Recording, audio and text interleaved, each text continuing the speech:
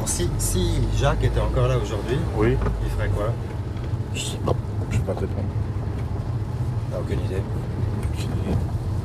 Et est-ce que tu penses pas qu'il irait chercher tous les gens qui se font un peu d'argent sur son dos? Ah, ça, c'est certain. Ça, c'est certain. Il avait une expression, d'ailleurs, que j'aime beaucoup. Il disait, j'aime pas qu'on fasse des gosses avec ma bite. Donc c'est pour ça qu'il s'en prenait à la presse, aux journalistes. Tous ceux qui parlaient de lui, qui existaient, à travers Mérine, quoi. Ah ben moi, je suis le juge de Mérine, je suis avocat de Mérine, je suis un journaliste, j'ai fait un papier sur Mérine. Alors comme toi, hein.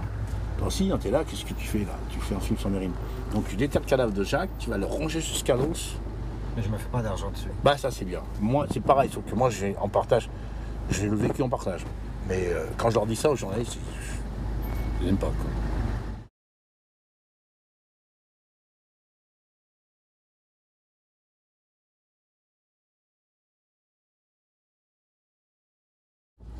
C'est un homme qui a pris l'éternité d'assaut et qui en aura toujours.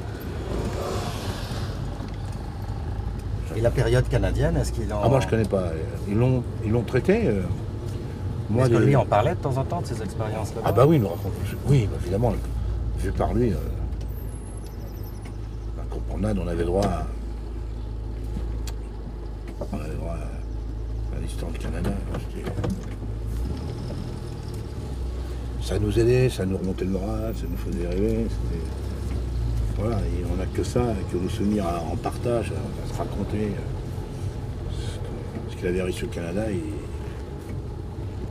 il a réussi en France et on était très sceptique avec Taleb Hadjadj et François Mess.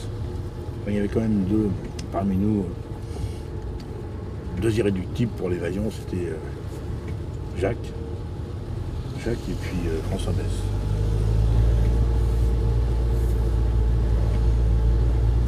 Bah, le Canada, il en parlait en fonction des humeurs, des états d'âme. Souvent, c'était pas les mêmes versions, quoi. En prison, on extrapole toujours la vérité, on l'embellit. Il y a une telle impuissance à exister en prison qu'on ne dit pas les choses telles qu'elles sont, parce que les choses telles qu'elles sont, c'est comme toi, réalisateur, il faut toujours recourir à la fiction pour mieux faire passer les choses. Alors, on était à la fois agissant sur nous-mêmes et à la fois aussi un peu dans la fiction de nous-mêmes, quoi. On a tous plus ou moins des études comme ça. Jacques, Mérine, il n'y a pas besoin d'en rajouter. Tout ce qu'il avait fait suffisait pour qu'il soit un Jacques Mérine, mais il en rajoutait.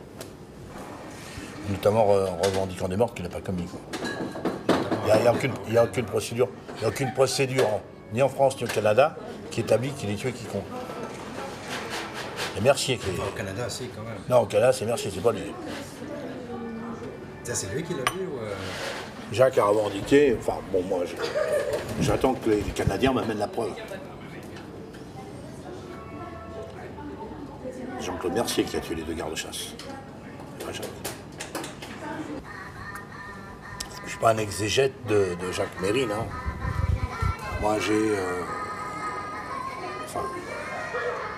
c'est pas... Moi, je ne peux parler que de ce que je connais, ce que j'ai partagé avec lui, c'est-à-dire la prison, la lutte contre les QHS et la préparation de l'évasion de santé.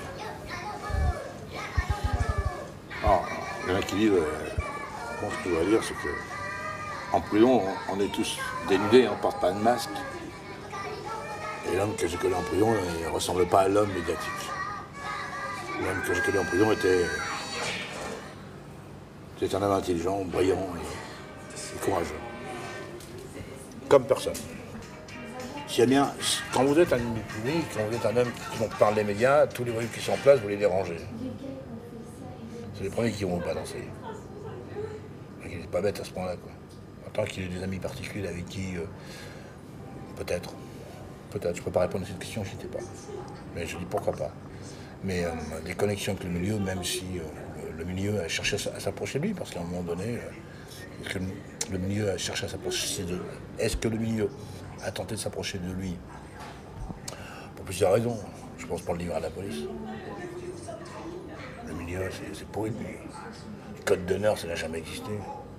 Les voyous, bonne mentalité, principes à l'ancienne, tout ça, ça n'a jamais existé. Jacques, il a accepté sa peine si ça avait été des conditions de détention humaines. si elle avait été uniquement la privation de liberté. Ce n'était pas du tout le cas, ce n'est pas encore le cas. Je crois qu'aujourd'hui, les prisons françaises sont encore pires que ce qu'on a dénoncé et vécu nous. Les prisons françaises d'aujourd'hui, je crois que la mort, c'est une faveur, quoi.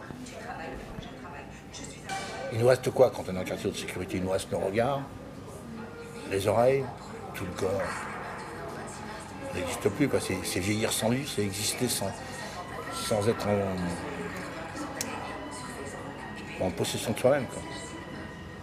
Moi, je n'ai jamais retrouvé la faculté d'exister depuis 23 ans que je suis sorti de la prison, continue d'être présente tout le temps. Et surtout les gens qui disent ah, sors-toi de là, moi j'ai pas du tout l'intention de me sortir de là, pourquoi me sortir de là? Pour redevenir un citoyen lambda qui ne se pose pas de questions, qui ne réfléchit pas, qui vote.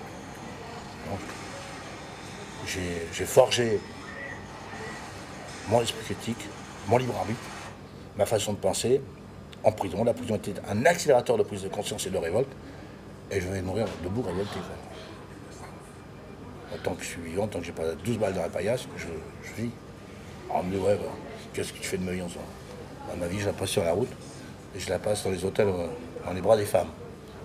Comme j'ai été pris pendant 26 ans, je suis un grand, j'avais pas dit, voilà, je passe mon temps à aimer les femmes.